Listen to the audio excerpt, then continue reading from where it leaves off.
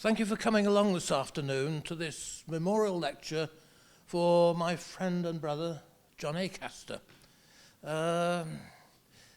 He was commissioned by Internet Lodge to prepare and deliver this lecture, but this is in many ways, it's like almost a reprise of the Centre for Freemasonry in Sheffield University, because 3 of the regular hands are here today. And perhaps more particular, we have almost enough members of Internet Lodge that we could actually open a lodge, which when you think of the venue, that's marvellous. So I was the founding senior warden, one of the 2 brothers who convinced Grand Lodge this was the thing to do. And Alan was the master in 2016. That's correct. 2016, and he commissioned John Acaster to do this talk. And it was suggested to me by Paul Rich that this would be a fitting memorial for John Acaster, who had attended all of his conferences here in Paris. So I'll pass you over to Alan Turton, who was Worship Master of Internet Lodge in 2016. Thank you very much, John. Dear ladies and gentlemen, brothers and sisters, thank you for gathering to celebrate the life of John Acaster, who sadly left us in December 2019, just before lockdown. My relationship with John started nearly 20 years ago with a 5-hour debate on sectarianism, Freemasonry, and the ancient and accepted right. The debate went all the way up to Scotland for a 5-hour drive with John Belton in the car, and all the way home again.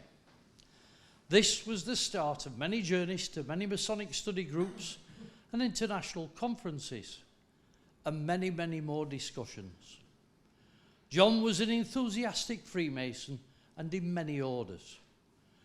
He was an avid researcher, writer, and widely published, particularly in the Square Masonic magazine.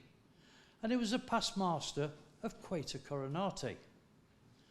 Our international conferences linking academia and Freemasonry were one of the greatest enthusiasms and joys of John. Freemasonry truly without borders, and a gathering of wonderful minds. As Master of Internet Lodge in 2016, I chose the future of Freemasonry as the theme for my year and invited John to present his thoughts on the matter at Grantham at our August meeting.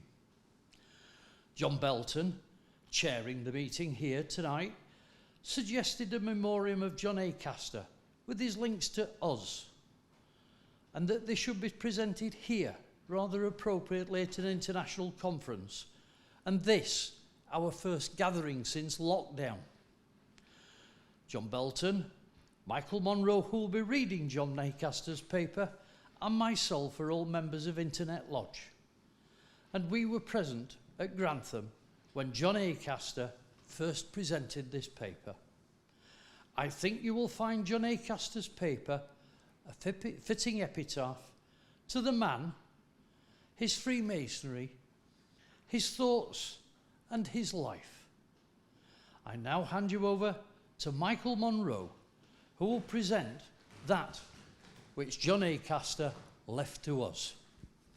This is John Acaster's paper as presented to Internet Lodge. None of the points in here are mine. I agree with some of the points, but there you are. I just read the paper as it is. So, Freemasonry's early inspirations. First, it is beyond dispute that Freemasonry came about in Western Europe during a period when the dominant culture was a Christian one. Consequently, much of the symbolism, which is very much at the root of the peculiar attitudes and usages of early Freemasonry, is derived from a religious background. This needs to be noted. Several different sorts of Freemasonry seem to have emerged from local conditions. They were linked by the common theme of an idealized history. In the earliest texts, the employment of measurement and ponderation, fundamental to practical Masons' work, was singled out as being the application of geometry. Geometry had long been recognized as one of the classical 7 liberal liberal arts and sciences. Only Masons marked out their plans carefully upon the earth itself. Masonry was geometry in practice, and as a measurement was necessary to all other crafts and activities, the art special to the craft of masonry was older and superior to them all. This element to our background is the second one which I wish to emphasize to you. The richness of the idealized traditional history is the third.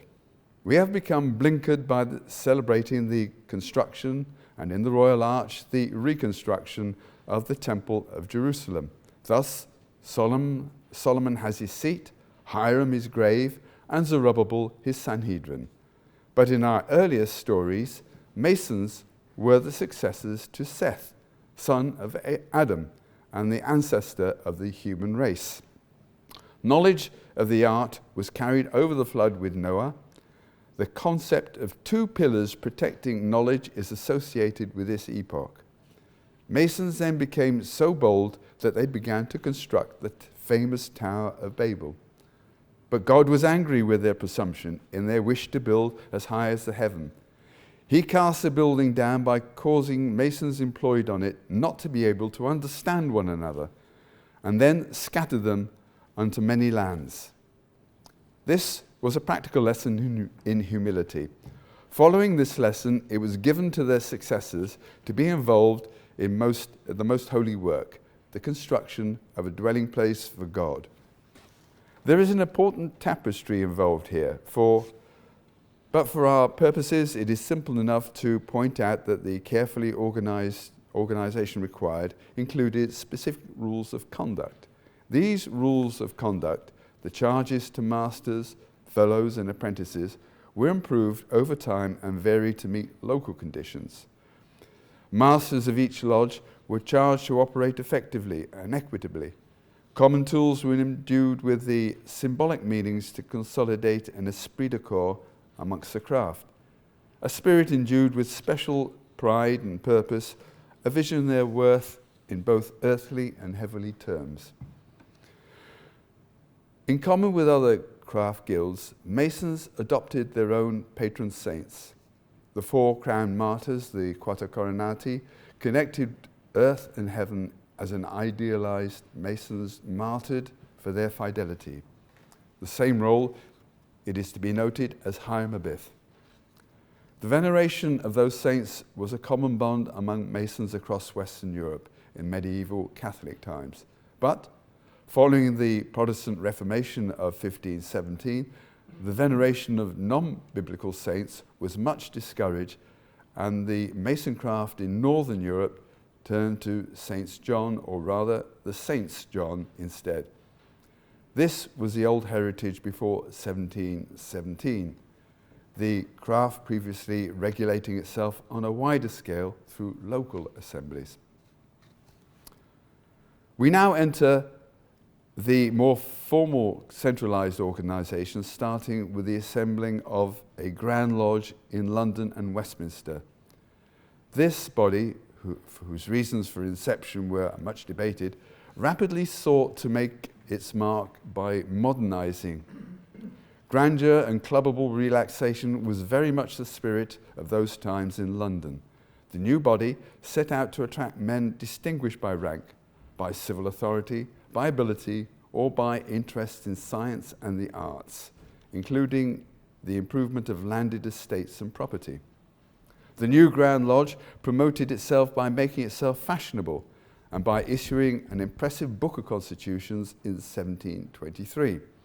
It aimed to be inclusive of all men, such as I have described, and catered for their needs. Quite rapidly, the London Grand Lodge achieved its objectives, and many upwardly mobile men, for their lustre, sought to be associated with it. Its sphere soon expanded beyond London into the provinces, to the extent that it could be legitimately called the Grand Lodge of England, as it was the first such national body of Freemasons, and there was then no bounds to London pride. It regarded itself as being the only legitimate body for Freemasons, laying down the grand plan. All others needed to show submission to its authority. It did not try to assert this in relation to the Grand Lodge of Ireland or later to the Grand Lodge of Scotland, and each of these was determined to maintain an independency with its own local culture and social identity strong entrenched, a popular stance which has been maintained stoutly and valuably to this day. Nevertheless, the imperial attitude adopted by the early Grand Lodge of England in respect of overseas Freemasonry dies hard. The diaspora and desire. In the 21st century, we live in a different age and in a global village, as is natural and was the case hundreds of years before Freemasonry became centralized. The inspirations drawn from the spread of the Mason culture tended to be modeled to suit the people and climate that they arrived in. When Freemasonry of the London Grand Lodge Diaspora landed in France, for example, it was taken up among the intellectuals, the nobility, the aspiring rich, and became adapted to suit them. The same can be observed across time of all Grand Lodges around the world. Unfortunately, this gives rise to the problem of regularity and of recognition, which are, in the global village, ever more pressing. What is regular in Freemasonry? How can recognition be handed maturely? For if we need to attempt this, if we Freemasons are to hold together in public esteem as a coherent and admirable fraternal body, without this there can be no longer lasting future for Freemasonry. Without this, with worldwide relations strained and fractured, we are all internally demoralized. This certainly can be seen to resonate within the French craft during the 18th century, when so many additional philosophical Masonic degrees competing against each other in different regions were created. The effect of Andrew Ramsay's celebrated discourse of 1736 resonated widely, and still does. Ignoring his invented history regarding the Templars, the sentiments and visions he expressed are very powerful. The well-read and contemplative Ramsay shows his appreciation of the biblical the biblical fullness of Masonic tradition. The striking conclusion he draws is that Freemasonry is not just for the improvement of each individual, but that the special mental awareness and values produced through Freemasonry should be used and spread as widely as possible within the whole world. Ramsay goes on to refer to the transmission of the arcane science through the biblical patriarchs and through Moses' instruction by the Most High to create the mobile tabernacle in accordance with the model accorded to him in a vision on the summit of the Holy Mountain. Clear proof that the laws of our art are observed in the invisible world where all is harmony, order, and proportion. This ambulant tabernacle became the model of the famous Temple of Solomon at Jerusalem, built by over 3,000 princes or master masons, whose chief was Hiram Abiff, Grand Master of the Lodge in Tyre, whom Solomon entrusted with all our mysteries, the first martyr of our order, keeping his fidelity, his illustrious sacrifice. The craft of Masonry was originally centered upon the organization of harmonious working relationships within the lodge and local setting. But Ramsay opened up a Pandora's box when he linked this conditioning to the wider context of general social and international relationships. From this, he developed political progressive elements, often combating religious authority in the name of freedom of belief, education, and humanity. The domestic improvements which have resulted in this division appear from this distance to have been laudable. Somehow, we need to take a fresh look at this issue in today's global village. For division does not seem natural among brethren who are personally warm and virtuous, whichever side of the divide they're on. So at the interface in 1877, the Grand Orient de France, under the principles espoused by the Protestant pastor Frédéric Desmonts, voted to remove the term of the great architect of the universe from their constitutions, thus leading to so-called continental Freemasonry, typified by the Grand Orient de France, being at variance to the Grand Lodges of the Anglo-American tradition. But today in France, there have been moves towards promoting understanding and dialogue across the gap. They are taking the form of annual Rencontre Lafayette between the Grand Loge Orient de France and the Grande Loge Nationale Française. The Grand Orient de France affirms the principle of absolute liberty of conscience, which gives to each person the freedom to have a religious faith or otherwise not to be a believer. The Grande Loge Nationale de France, Nationale Française, while respecting freedom of conscience for each of its members, expresses no political opinion and does not make pronouncements to the affairs of society. Thus, their methods and principles differ. This is at the leading edge of where we are today. What should be our future? Where should we go from here? I cannot pretend to solve the dilemma today, but I can offer a vision of how we might proceed. The admirable precepts of Noah.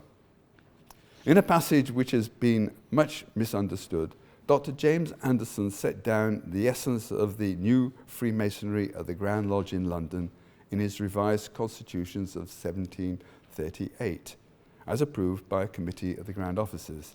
He said that we leave every brother to the liberty of conscience, but strictly charge him to be careful to maintain the cement of lodge and in the 3 articles of Noah.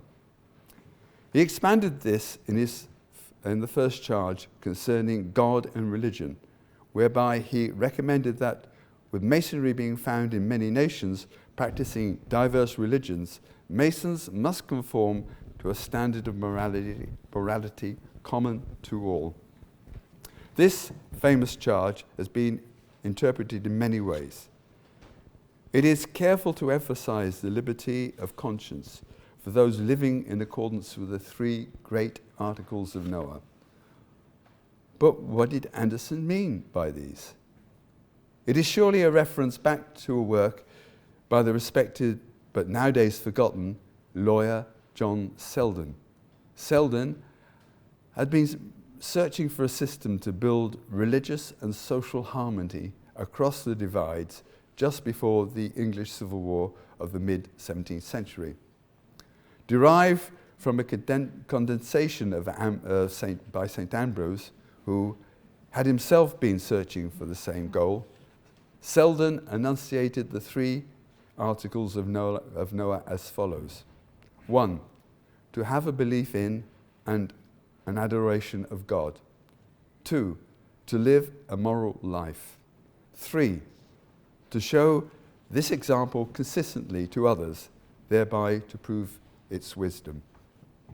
Looking at Freemasonry in its various forms throughout the broad sweep of history, a Noahide and Masonic tenure could be redescribed in modern terms as a potent method of representing 1, how humans should be respectful and caring to one another, striving to be faithful to eternal values. 2, how they should associate and cooperate with each other uprightly, thereby bringing about personal, practical, and social benefits. 3, how they should demonstrate these values to others, which we might describe as the happy and beneficial effect of our ancient institution. In many parts of the world, in Western Europe in particular, the old acceptance of organized religion is waning fast. Many people are living with little knowledge of what we used to be taken for granted, may never have opened a Bible or set foot in a church or synagogue, yet they are generally kind, morally sound, and wish to demonstrate integrity in their lives. They are aroused instinctively when matters of fairness and justice are in question. They are more aware and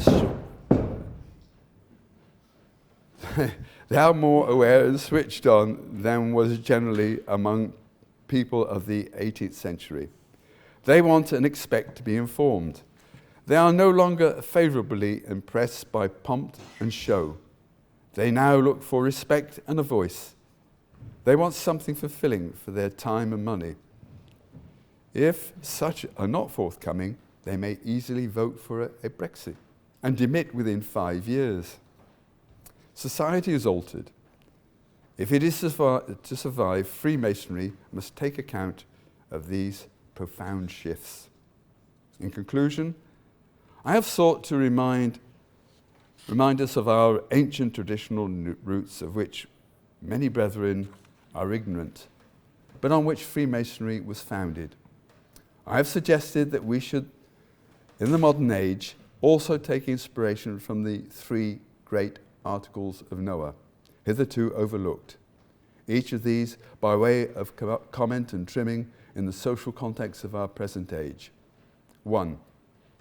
Does not require the necessity of belief in the Supreme Being, but does require a basis of humility by acknowledging subjection to eternal values, predicting our moral existence. 2. Does not discriminate between the sexes, but equally does not require their integration. 3. Does not forbid fraternal relations with those with different outlooks who can nonetheless be recognized as having a sincere, restrained, and moral ethic derived from Masonic fidelity. Agreement to these tenets would be praiseworthy, permitting membership to many worthy people who currently feel unable to join Freemasonry. It would not imply abandonment of the deeply embedded tenets within each Grand Lodge, but as belief and trust in God, of democracy and liberty of conscience. Each animal in the ark could be faithful to his own kind. The result could be the attainment of an ararat of integrity, humility, and thankfulness, led by a dove of peace and love. This is the big picture. The details of how this might best be achieved would require collective consideration over an extended period. Excommunication is no longer in vogue. Thus, sharing and inclusion ought to be supplemented. Of course, local flexibility, as in pre-Grand Lodges, would be vital. There are wide-ranging implications, such as ultimately an abandonment of exclusive territorial and the prospect of a friendly, who best may excel, culture in the global village. We must not only know thyself, but also know thy neighbour, guided by the spirit of the second greatest commandment, who shall love your neighbour as yourself. In a nutshell, in my version for the future of Freemasonry, we should seek to radiate its prime tradition and purpose, to practice symbolically the science of geometry, i.e., that is the triangulation towards truth, and the appreciation of the arts underlying a fulfilling life, so as to promote ever more understanding, the employment of successful human sociability and happiness. Judy.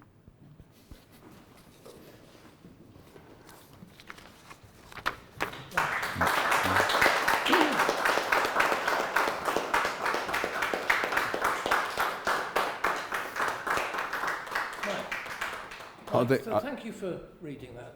Okay. And it provides an interesting hark back almost to kinder times in the world, I have to say. Yes. Andrew, perhaps you have met another John A. Caster who revealed himself in a slightly different way to the one that you might have done when you might have been talking to him at Sheffield. But I think I would like to ask... No, he certainly made some of these views amenable via email as well. So right. I spoke to him on subsequent occasions. Because I was reflecting the last time I saw John was actually at the Bordeaux conference. Yeah. At the Bordeaux conference, which was not that. It was only 6 months before his death when he just walks 3 hours around the city It's an incredibly extraordinary thing, yeah. And yes, he mentions, he raised some of the issues that he alludes to there at that time, and as you say, it is harking back in some ways to a kind of world. I think I would, if I were here now, I'd be very interested to hear John's views on the takes, the things that have developed since, particularly with the local Grand Lodge in London. Does anyone else have any particular questions? If not, could I ask you just to rise, and we'll just mark the memory of John by the usual way, the sign of fidelity. Thank you.